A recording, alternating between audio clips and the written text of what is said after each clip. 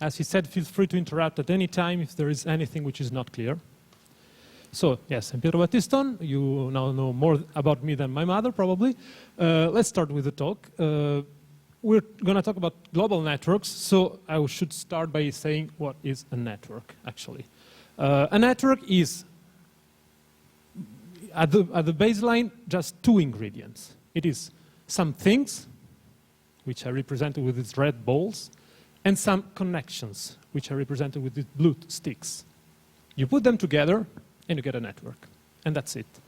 And it's not a joke. If I'm giving such a vague definition, it's because networks can represent many, many different things. So these balls and these connections will be, and I will show you some examples, very different things. Now, the only difference is that people like me who do research on networks call the things nodes and call the connections edges. But they are just things and connections. But I will call them nodes and edges to keep some professionalism. I promised some examples. So let's go through some examples of networks which are actually studied by researchers in many different disciplines. This is the representation of a network in which each node is a bank around the world, and each connection is a loan. So some bank is lending some money to some other banks, and you get this huge representation of the financial system around the world. You can have each node being an industrial sector. So for instance, car producers or food producers, and links being trade. So for instance, American car producers buy metal parts from producers of metal parts in China, for instance. And you get this kind of network. You can have a network of web pages. So each node here is a web page, and each link is a link. Each connection is a link between two pages. So for instance, if one page has one link to another page, you will see an edge here. You can have a network of Twitter accounts. So each node here is the account of some of you, possibly, which can be linked by the relation of following. So a node is related to another node, has an edge, a connection, if one account follows another account. You can have a network. This is a very funny network. It's a network of sharks. And basically some researchers were able to put some devices to monitor the sharks moving, and they were able to observe when two sharks were in the same place at the same time, okay? So they were able to find out which sharks were hanging out together. So which sharks spent their time together. So this is a social network of sharks. You can have a network of actors. This is a network representing Hollywood actors. Each node is an actor. And they are connected by an edge when they have collaborated together in some movie, okay? And so you have maybe some edges on the periphery, they are actors who made few movies, and some actors instead have collaborated with many others. You can have some abstract networks. This is a network, this is a network, it's not a real network, it's a figure representing a network of traders. So people buying and selling assets, you have to sell assets to someone else, for instance, in the stock market. This may be two different traders who are exchanging different financial instruments. The edges can be quite complicated sometimes to explain. You can have people communicating between them. So for instance, not all of you here know each other. So some of you know each other, and there is an edge in the sense that sometimes you talk and information spreads in this way. Some other people don't. And so you have individuals who communicate over some network. You can have networks in which nodes are cities. And each edge represents some migration. For instance, this is a network representing migration from cities in the US to New York. You can have this, you cannot see very well, networks of students in which was done in a high school. Each node was a student, and they studied sexual relationship between students. You can have more abstract networks. This is a network of logic variables, which I put here just to show that things can be pretty abstract. And finally, this is a network of Facebook profiles. So each node is a Facebook profile. Each edge is friendship. And this is probably quite intuitive. I mean, each of you, if you have a Facebook account, has some friends. You can imagine if you go friend by friend, you can build a network. And you get more or less this. This is a small, small part of the network of Facebook accounts, actually. So with this slide, I should have showed you that there's a reason why the definition is abstract. It's vague. Because nodes and edges can really be completely different things. Now, I should try to convince you also that networks are not just good to draw nice pictures. They're actually useful for something more. But to study what we use networks for, we have to introduce some additional ingredients to this picture. So edges, as I said, are connections. I represented them just by blue sticks, but they're not all identical. So Twitter and Facebook are similar in many ways. You have an account, there are several accounts of people maybe you know or you don't know but you're interested in. Now, can you tell me some difference, intrinsic difference between being friends on Facebook and being followers on Twitter?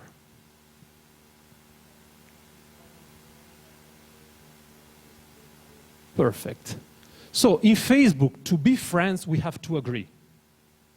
On Twitter, I can follow someone of you even if you don't know me at all. Okay?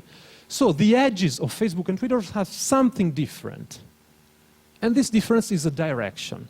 So the Facebook network looks something like this. They are just really links, all equal in principle.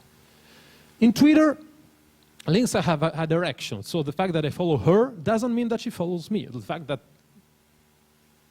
millions of people follow Lady Gaga on Twitter doesn't mean that Lady Gaga is following millions of people. It's an asymmetric network. Let's look at another difference between students and sharks. So as I said, this you cannot see very well, unfortunately, but it's a group of students in an American school. These are the sharks. You cannot see very well this, but you can see something here. The edges are not all the same. Why? Because in this case, basically, the researchers who were studying this school asked the students, who were you in a romantic relationship in the last 2 years? And the answer was either yes or no. Here, instead, the researchers were studying the movement of sharks and how often they were together. Now, they could be often never, or sometimes, or very often. So the connection between two sharks is not just yes, no. They can be more or less connected if they hang out together more or less. And hence you can have an importance or weight attributed to edges, okay? So for instance, in this kind of network data, you don't know if two people had a romantic relationship for 2 months or 2 days. Instead, in the sharks data, it was possible to see how much two sharks were hanging out together. We talked about edge properties. Also, nodes can be different among them. So, for instance, consider again Twitter accounts and banks. Now, in Twitter accounts, you can talk about importance of an account. But usually you do so by saying it has a lot of followers. If you just look at the account, either you know, yeah, it's Lady Gaga, it's Obama, so it's an important person. But if you don't know and you just look at the page, there's not much telling you if the account is important or not. There is no simple objective measure of how important is an account. In the case of banks, it's completely different. If you compare a huge bank with a small local bank, you can say they have differences in terms of employees, money they manage, many different variables. So we don't need to go into the details, but nodes can be more or less important in some networks. So this is a network in which nodes have all, in principle, the same importance. This is a network in which it's very easy to find a measure of importance of banks, and they can be very different among them. Finally, there's one difference, for instance, between the network of sharks and the network of cities, again regarding nodes. Consider the network of sharks. This dot, okay, is there just because it looked fine in the picture. Because this representation allows you to see that, for instance, some sharks are at the periphery, some sharks are more social, maybe, they hang out with more other sharks. But you could have reversed the picture or mixed the links. Maybe it would look less nice, but the content would be exactly the same. Now consider instead the network of cities. You cannot just move New York to California. New York is in New York, and other cities have their positions. So in some networks, additionally to the data about connections, we have some data about the position of nodes. And this can be very important because, for instance, when you talk about migration, it's obvious that it's easier to migrate from Washington, which is here, to New York, which is here, than from San Francisco to New York. Except that it's much more complicated than this. But geography has an importance. Finally, there's an additional ingredient which matters both for edges and for nodes, and it's time. So, I have showed you pictures of networks as they were when they were pictured. But some networks are typically the result of an evolution. And there can be two different types of evolution. You can have networks in which you add piece by piece nodes and their edges. Or you have some network in which instead you have all the edges since the beginning, and piece by piece you study the edges. So for instance, in the study about migration or about sharks, the researchers decided at the beginning which sharks and which cities to study. And then they started studying the connections. While, for instance, in a Facebook type of study, you have accounts which are popping up every day. So somebody else logs into Facebook, creates an account, and builds some relations with people he or she knows. And time can be very important to analyze networks. Okay, these were really the ingredients you need to study networks. And studying networks allows you to study many different fields of social and not just social studies, as I promised you with the pictures. Let's dig more into one. The network of international trade. This is a network which represents the movement of goods around the world by boat. Why by boat? Because most goods still move by boat today.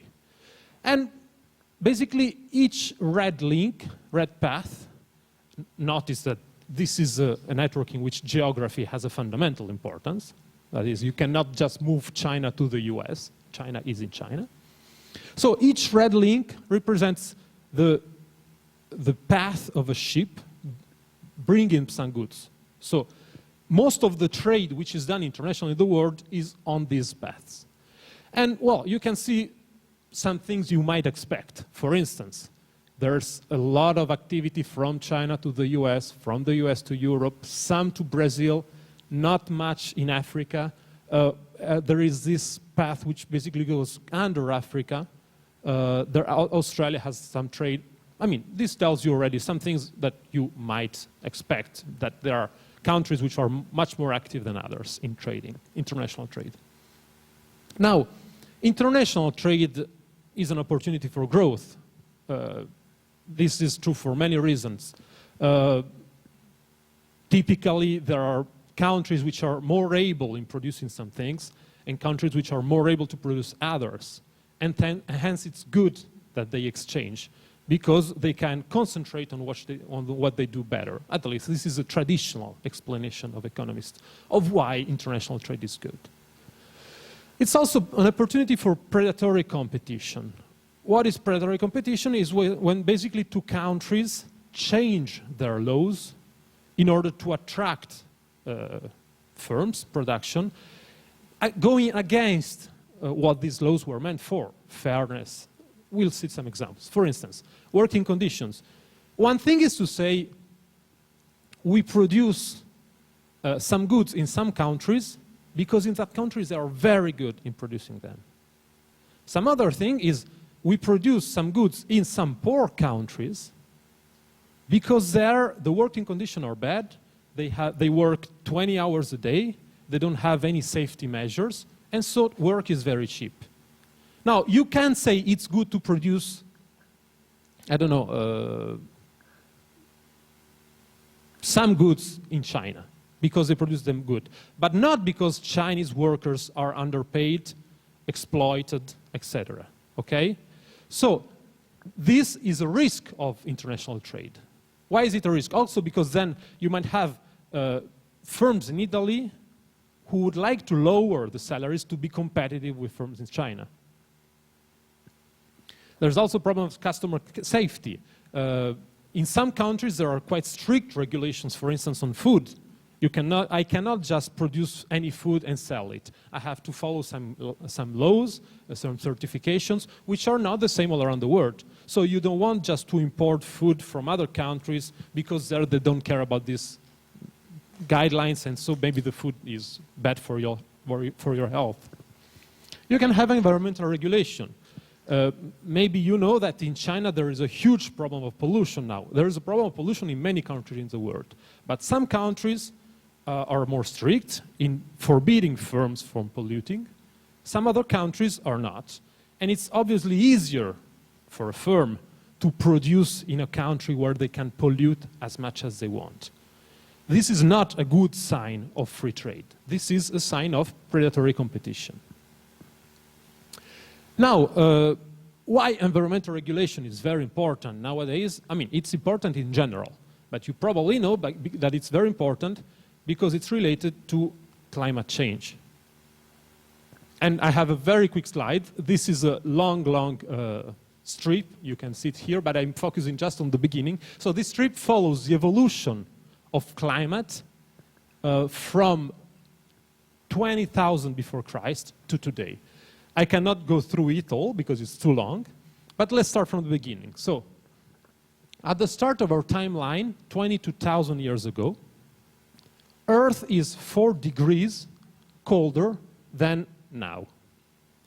And basically you have ice which is completely covering Boston and almost getting to the Statue of Liberty in New York. Then, fast forward to today. This is a temperature in 1500, European Renaissance, Columbus, Shakespeare, Newton. You have what is called the Little Ice Age. That is, there is this small decrease in temperature. It goes on until the United States independence, telegraph, airplanes, world wars, and this is what happens. So if you ever hear someone saying, yes, it's true, climate is changing, but it already changed in the past along the different eras, even before the humanity existed. You can say, yeah, it's true. Temperatures already changed in the past, but absolutely not in this way. So we know that there is a problem, and we know that we are causing this problem. And we know that the typical way to tackle this problem is monitor CO2 emissions. CO2 emissions are emissions which are produced by many different mechanisms of production, of transportation, etc. Now, CO2 emissions have these particular properties that they are a global problem with local causes. That is, if you take your car instead than a bike and produce CO2, it's not really your problem, because you won't feel the difference in the air.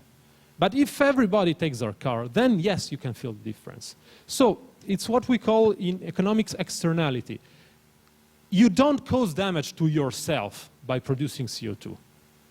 But still, it's very important because everybody causes damage to everybody. And so it's a global problem. And really, it's a global problem also in the sense of countries. That is, if China produces CO2, it's bad for us too, and vice versa. Now, we had this graph, okay? Here, I'm afraid you cannot see much, but you can see the CO2 emissions of several areas in the world in the last years. We are starting from 1990, and we got up to 2009, but not, I mean, it got worse, actually. You probably cannot see, so I will tell you. This line is Europe. So you might be happy, okay. Europe is producing a lot of CO2, but it's decreasing. Maybe not fast enough, but it's already something. At least we are decreasing our consumption of CO2. Wait a moment. This is US. So US has increased, but they are also decreasing. Good. So even the US, which is the biggest per capita producer of CO2 in the world, is decreasing its production. Good. Wait, here is China. China has increased a lot. So the sum of these numbers in 2009 was actually way higher than in 1990. Now, the problem is not just that the US and Europe are decreasing a bit and China is increasing a lot its production. The problem is that this production, the Chinese production, is not just due to the fact that Chinese people consume more. A lot of it is due to the fact that European and American people consume stuff produced in China. So actually, this huge increase is not really a merit. I mean, this decrease is not as much a merit of Europeans and Americans producing less CO2, as much as the fact that production for our goods often comes from China, and so CO2 is created there.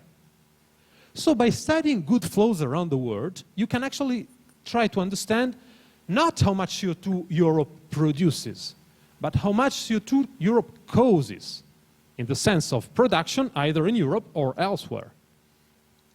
Now, since both Europe and the US import much many physical goods than they export, you can study these CO2 flows, which are not true flows. It's not in the air. It's embedded in the goods we buy. And you can study the fact that US and Europe, you see these arrows, are actually causing much more CO2 production than what you see here. And they are causing it because it's embedded, in some sense, in the smartphone, in the car you buy, which was produced where possibly environmental regulation is lower, price of energy is lower, etc. Now, this is already a figure which has some important economic meaning, and you can study it only by studying networks, in this case, trade networks around the world. Now, this problem is called carbon leakages, just in case you hear the word again. Now, what can the solution be to this problem? As I told you, there are laws, for instance, in Italy, that forbid you from producing CO2 more than some amount, okay?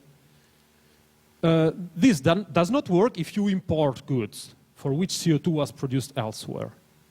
Now, there is this nice network I already showed you at the beginning, which connects sectors, products between them. And so it tells you, for instance, that the American car industry buys some parts from the Italian metal parts industry, for instance.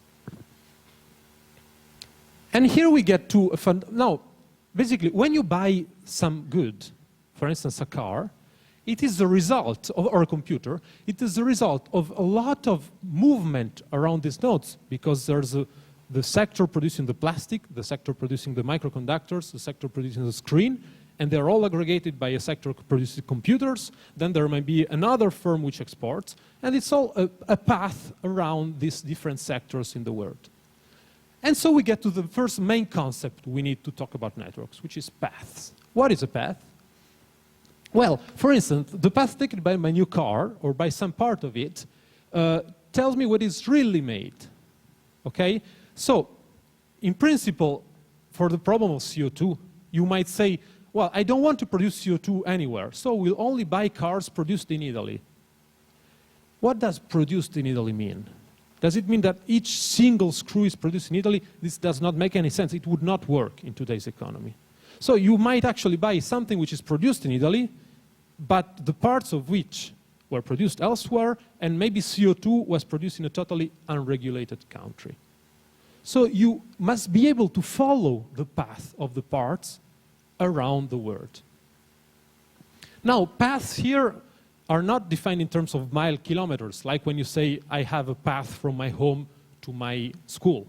They are defined in terms of traverse node edges. So a path is, I start from the screws factory, I don't know, in India, then I go to the motor factory in China, then I go to the car factory in the US, for instance. So when we talk about the length of a path, here I'm generalizing a bit, you're really talking about the number of edges you have to traverse. So for instance, if we have this network, stupid network, with I number the nodes for simplicity, you can take this path, 2 to 4, 1. So for instance, you see the orange? This is one possible path from 4 to 5, which goes this, this, and this way, for instance. Notice that the difference from node 4 to 7 is going to be the shortest path you can take, okay? So since, for instance, there is this path here, we will say that 4 and 7 have distance 2. Now, I'm generalizing a bit from the example of cars and of parts, because this is one concept which will be used in many different networks. Okay, let's move to another example. Do you have any questions? Yes. Basically, basically in this network, it's okay. For instance, take the orange path. It's just the number of edges it traverses. So this path goes from 4 to 2 to 1 to 5 to 7. 1, 2, 3, 4. This path has length 4. The distance between two nodes then is the shortest path you can find. So I found this path of length 4. It's not the distance between 4 and 7, because there is this shorter path, which is of length 2. So 4 and 7 are distant 2, but I can find a path long 4 going from one to the other. Let's move to another example, the network of human mobility. So this is a representation of movement of people by plane around the world. So bigger lines are more important airline connections between cities of the world. Again, you can find some things. Sorry, it's not about cities, it's about countries. But the data is also available about cities. Obviously, the US has a lot of links, and many countries in Europe too. Latin America less so, Africa less so. I mean, nothing very surprising. Now, I don't have to convince you that mobility is cool. The possibility that you take a plane and you spend 2 weeks in a foreign country, exploring the country, is just wonderful. For tourism or for work, anyway, it's a great opportunity that we have and people didn't have until a few centuries ago. Now, there are problems, however, with human mobility, and one is the spreading of epidemics. Now, how were epidemics managed traditionally? You might have read in the books that epidemics are, I mean, you probably heard about avian flu, swine flu, influenza aviaria, influenza suina, or H1N1. You heard about this recently, but epidemics are certainly not a recent phenomenon. You probably heard about Spagnola, you heard about peste from the books. Now, traditionally, this is how epidemics were managed. This is a map of New York, okay? This is a small island south of New York, an artificial island. Now, in 1899 to 1923, there was, around the world, the 6th cholera pandemic. Cholera was one of the deadliest diseases in the history of humanity. It caused more or less 800,000 deaths around the world. In 1910, 1911, the last cases of cholera in the US came on a ship from Naples. So what happened? US was quite isolated. It had been successful in limiting a lot the presence of cholera. But in 1910, a ship from Naples to the US comes with some people which are sick aboard, okay? Now, what happens? That passengers are isolated on this small island for several months. That is, they arrive to New York, they see the Statue of Liberty, and they tell them, no, wait here for several months. 11 of them die because they were sick of cholera, and it was not easy to cure. Now, 11 of them might seem a big number, but it's not a big number compared to 800,000. And it's not a big number compared to the number of deaths that they could have caused if they had arrived in New York. So this was a very good strategy for limiting the spread of cholera. But it worked only because the journey from Naples to New York took a week. So in a week, you had time to discover the symptoms of cholera and to mitigate the situation in this way, by quarantining them. So in general, yeah, traditionally with epidemics, you would delimit the area where the epidemics was present and try to avoid connection with it. Today, it's completely different because you take hours, not weeks, to move from one part to the other of the globe. We have better tools to detect diseases, but it's also much easier for diseases to spread around the world.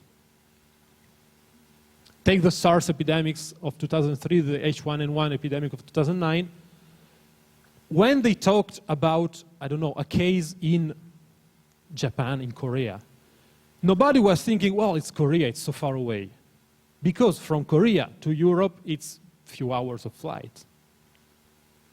So today you cannot approach epidemics in the same way, I mean, just in the same way in which you did 100 years ago. But you can study, on the other hand, the network of air traffic. This is a similar map to what I showed before, but with the cities. And the network of air traffic allows to answer questions such as, how much, how quickly do we expect it to spread? Now, Ebola was a huge, huge problem, but it did not spread much outside of Africa. It caused a lot of deaths, but it did not spread around the world. Why? Because Africa is West Africa, compared to Europe or the US, is relatively poorly connected. In other cases, when you hear, for instance, of H1N1 being diffused in some very central, in this sense, cities of East Asia, you are much more aware that there is a risk of H1N1 coming to Italy.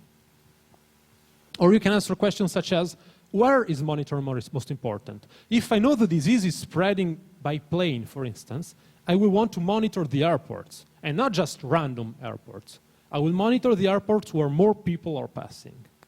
So network analysis of this kind of network is very important to try to tackle the problem of pandemics.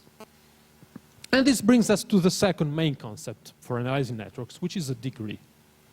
So the importance of a node, when I told you an important airport, again, I don't really need to know anything particular about the airport, like how big it is. I'm more interested about how many people are going at the airport, are passing through that airport.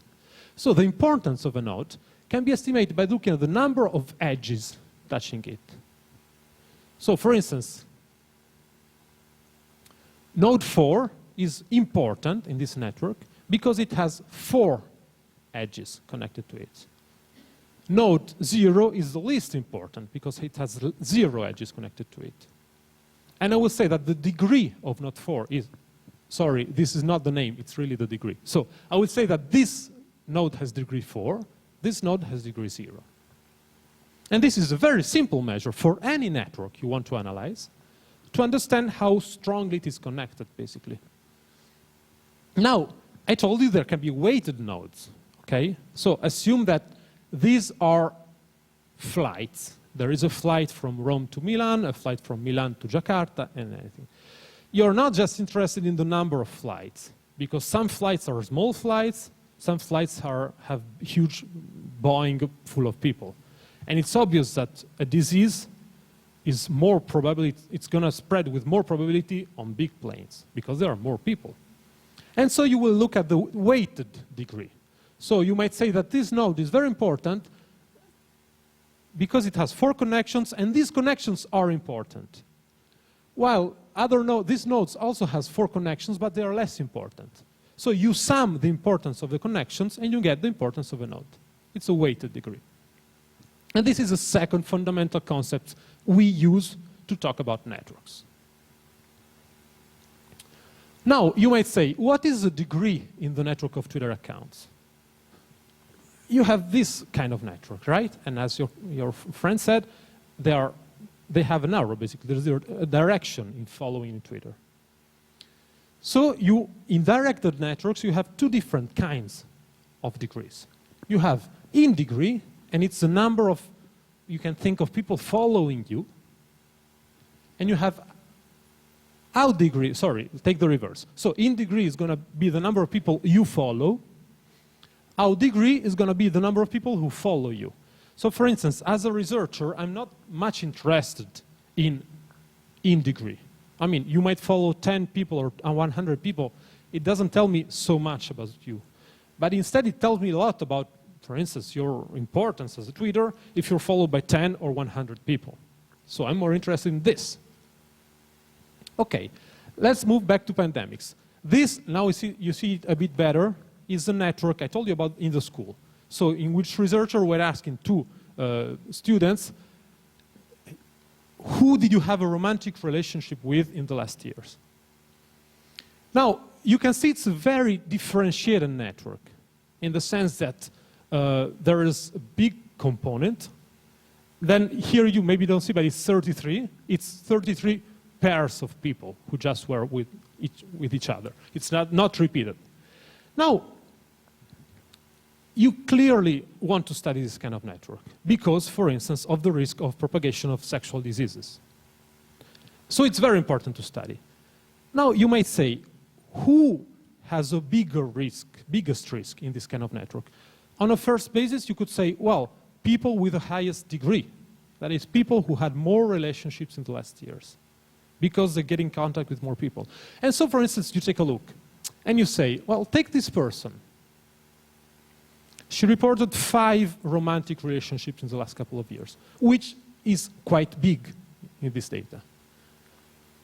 But do you think, so if you must point at someone who is in danger of getting sexually transmitted diseases, would you say she is more in danger or she is more in danger? Now notice she only had 1 partner.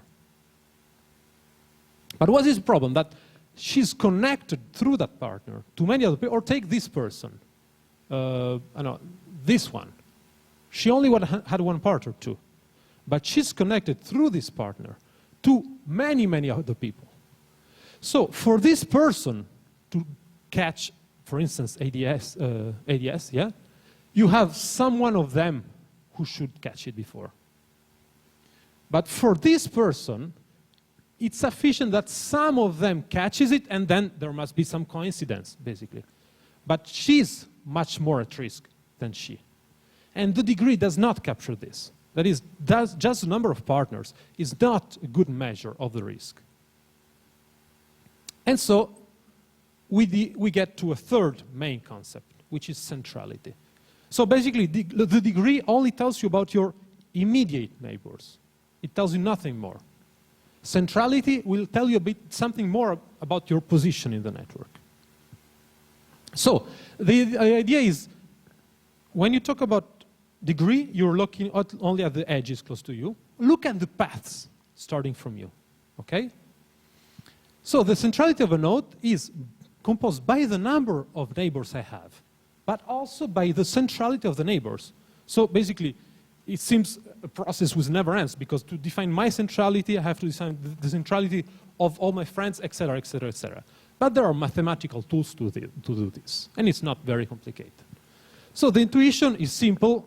The details can be complicated, but the intuition is already very useful to understand a lot of phenomena. And we get to the third application, searching the World Wide Web. That is the set of all the web pages you have on all websites around the world. There are over 1 billion websites today, tens of billions of pages. Now, when you're interested in something, you usually search in Google for a keyword. But for a simple keyword, you can have thousands of millions of results. So just asking the pages containing that word does not help much. So how do you actually search what you're interested in? For instance, when you search for, I don't know, shoes or Foligno. There are many, many pages containing the word Foligno. Some of them might not be interesting for you when you look for Foligno in Google. Now, until 1998, these were the search engines used. Do you know any of this? Which ones? Yahoo. And it's not by chance. You'll see why. All the others are pretty unknown now. But I can guarantee that I used them in 1988 because there was nothing better than this. Now, this worked like this. They would look at how many times a keyword appeared in a page. So if there are a page which says 30 times Foligno, it's probably what I look for when I search Foligno. So basically, it would trust the creator of the website because it was easy to cheat. If I write a page with just 50 times the word Foligno, it doesn't tell you anything about Foligno. But the search engines would think it was important for you. And then Google came. Google completely revolutionized the scene. Now, you said you know Yahoo. Well, it's not by chance. Because of these engines, Yahoo was the only one which completely dropped its way of searching and basically borrowed from Google. So Google was the revolution and some other engines copied Google. Now, the revolution was actually pretty simple and we see more or less how it worked. It was done by the PageRank algorithm, which mathematically can be confusing, but the intuition is really simple. It's centrality. So the idea is, when I link, a bit like with Twitter accounts, if I write a web page which links a web page written by her, it means that her web page is important in some way because I'm citing it. I'm saying, hey, look at her page. Now, this could not work because if we just said you are important if you have many web pages pointing to you, then I would again just write 10,000 web pages pointing to my pages which only contains the word Foligno, and Google would say, hey, look for that page. It's important since so many pages are pointing at it. So we have to find something a bit smarter. And that's it. Assume that you're surfing the web randomly, okay? You just click a link, you get to a page, you click some random link, you get to another page, you click some random link, you get to another page, okay? So you have this random surfer who is going to from page to page completely at random. Now you can ask, how often do I end on her page? Assuming that I go on forever. The answer is the centrality of the page. And we can see in this simple graph. So for instance, take this page. This page is very important, not just because other pages are linking at it, but also because some of these other pages are important too. This page also has many incoming links, but they come from less important pages. So this is considered less important than this. So you see, the intuition is really simple. I'm important if I get links from other important pages. That's it. This completely changed the way in which search engines work. And that's why Google became the reference Google search engine. There are others, but they more or less copied Google. Now, today, Google does much more complicated stuff. But this was the basic idea, which made it gain all the market, basically. Okay. I will skip this because we don't have time.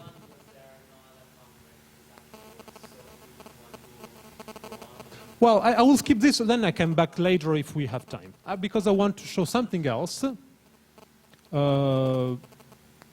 Okay. Assume that I want to publicize some product of my firm or of some other firm, and my job is to publicize it. Now, I will buy from Facebook some ads. That is, I will pay so that Facebook shows on your profile the publicity, the ad for my product, okay? Now, the question is, who should I target? Who of you should I pay to show the ad to? And this is not a trivial question. I could say, well, you know, I want to look at central profiles. So for instance, at people with 100 friends, because they have a lot of friends, so maybe if I'm able to convince them to buy my products, they're going to inform their friends, etc. It's not necessarily the best idea, for many reasons. Well, if you really want to try to do something which is called now viral, you want to try to target them, but often it's not going to work. It's not easy to produce a viral marketing, really. If you instead want to just reach some good number of people with some reasonable certainty, you might want to look people who are a bit central, but a bit in the periphery, because they have received, probably it's less costly to show them advertising. Then people who are related to them might be more interested in their opinion. For instance, if this is you and this is your mother who has no other friends on Facebook, then it's easier to convince your mother through you than to convince this person who has many other connections. So centrality is important, but it's not all. Because information is more precious when it's scarcer. So if you get a lot of publicity, you're going to pay less attention than if you get just some bits of publicity targeted to you. And this brings us to the sixth fundamental concept, which is clustering. It's not the sixth. I think it's wrong. Anyway, it's a fundamental concept. So, friends of my friends on Facebook are often my friends, right? If you look at your closest friend and you look at his or her list of friends, you know most of them, and many of them are your friends too. Now, clustering is precisely this. It tells you how common are triangles. That is, how common it is that my friend is friend of my friend. That's it. Clustering is how many times my neighbors are among them. Now, if you just take a network and start adding random links, this is not very frequent, right? But in real-world networks, it is. In Facebook, clustering is very strong. There are many of these triangles in which friends of my friends are friends too. And by the way, Facebook always suggests you more people you might know. Why? Because they perfectly know this happens. They know that they might suggest you friends of your friends because they are probably your friends too. Now, the small network is a similar concept which says if you take two random points, they are not so far away as you would expect in a random network. Let's see some more clear example. So, did you hear about the 6 degrees of separation thing? It's basically this idea that in the beginning was just a random idea. If you take two people randomly in the world, two human beings at random in any country, how many steps do you need for going from one to the other only through friendships? So you're not allowed to skip to someone you don't know. Now, some researcher postulated this here said, you know what, I think there are 6 degrees. He had some evidence, but it was not that clear. Now,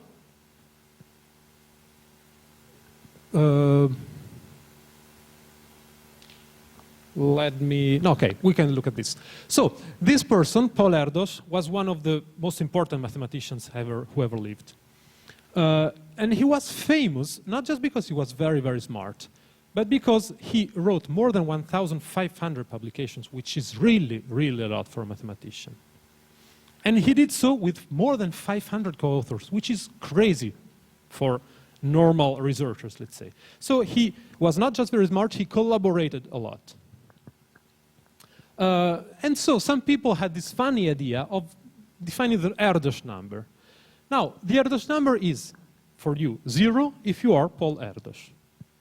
It's 1 if you are one of the 500 people who wrote a mathematic publication with Paul Erdős. It is 2 if you are one of these people who wrote a publication with Paul Erdős. Does it make sense?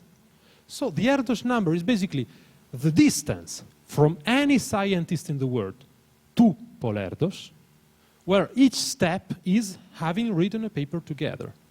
So you take the network of researchers where an edge is having written a publication together, and you get this distance from Paul Erdős. Now, it's a funny game, if you want, but it does show something very interesting. That it's a small word. So, if you look at mathematicians around the world, most of them have Erdős number below 5. So there are tens of thousands of mathematicians around the world. Most of them have a very low number, low distance from Erdős. But you can also look at researchers in general. I checked my Erdős number, it's 6, even though I didn't even know about Erdős until a few years ago. But I'm not too far away from Erdős. And why? Because precisely there is a small network, small word phenomenon by which some links travels the word and make everybody closer in this sense. Now, some other people had the idea to reuse this in other fields, like Hollywood movies. You might know Kevin Bacon. He's a very famous, maybe not one of the most famous in the world actors, but he's famous because he collaborated in many movies with many different people. And so some people had the idea of basically designing the Kevin Bacon number, which is exactly the same like for Erdős, except that you don't look at people who collaborate in a paper, in a mathematical result. You look at people who collaborate in a movie. But the logic is exactly the same.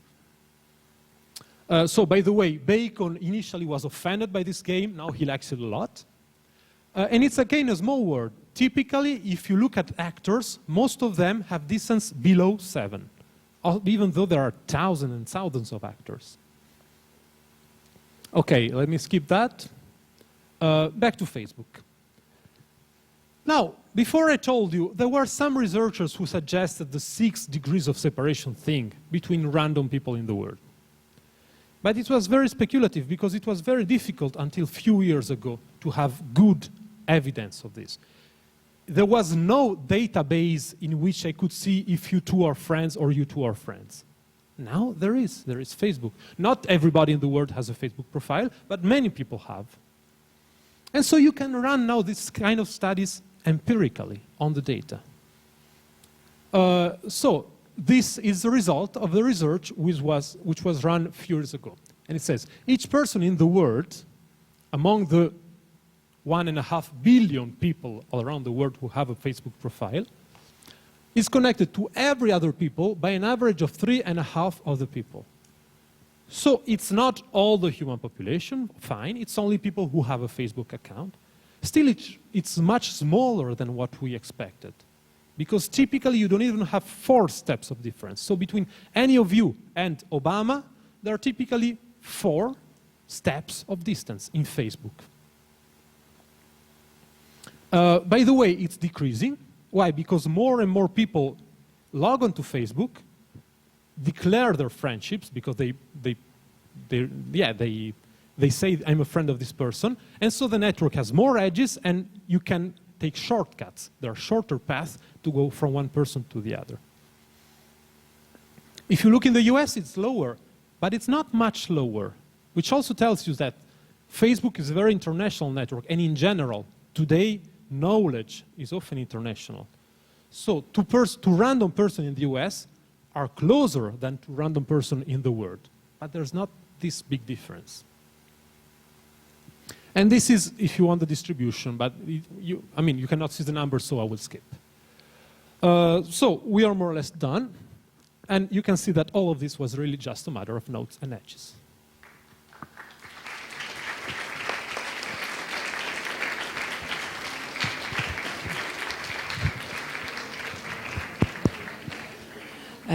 Thank you, Pietro. If somebody wants to ask some questions, either in English or Italian, don't be shy. Just ask.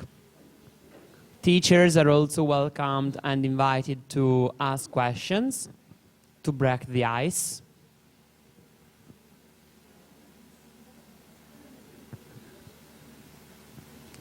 Maybe I should blackmail. I should say, if you don't have questions, I will spend 1 more hour on the financial network example. If you want, there are no other conferences ahead, so No questions? we have plenty Actually? of time. Always clear, I can't believe it. Sì, però ragazzi non dovete chiacchierare tra di voi. Wait. Cioè, non avete fatto altro, 2 ore, non so. Yeah.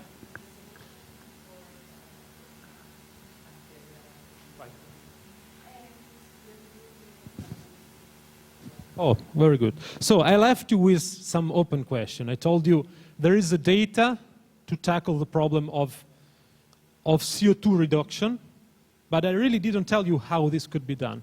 Well, one mechanism which has been proposed, and I think it's really a valid idea, is the following. Every time you import any good from some country to another, you have to declare the amount, and it can be a car, but it can also be a screw, a motor, an engine. You have to declare how much CO2 was involved. And now, you don't have to necessarily say, no, this produced too much CO2, I don't want it. You can say, well, this produced this amount of CO2, it's going to pay some fee. So if you import parts from China, you pay some fee for the fact that energy produced in China is often produced with carbon, with coal, which produces a lot of CO2. So you're going there, you're producing with cheaper electricity, well, you pay a price. When you import to Europe, you basically pay how much you would have paid energy in here, in Italy or in Europe. And this is a nice idea because there is already in place something like this, in the sense that countries who participate in international agreements like Kyoto or Paris have this kind of compensation. That is, they can pollute a bit more if they pay some price. And other countries will receive the money because they pollute a little less. So there is already some market for CO2. So the thing I told you that you pay something for CO2 when you import or export goods which cause the production of CO2 would basically be the obvious extension that makes it possible to monitor not just the CO2 you produce, but the CO2 you consume in some sense.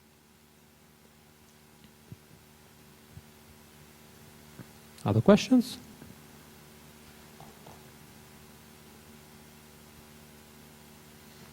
Then I think we are fine. Okay, if there are no other questions, I really thank you. And let's make a big applause to our Pietro Battiston, who's been so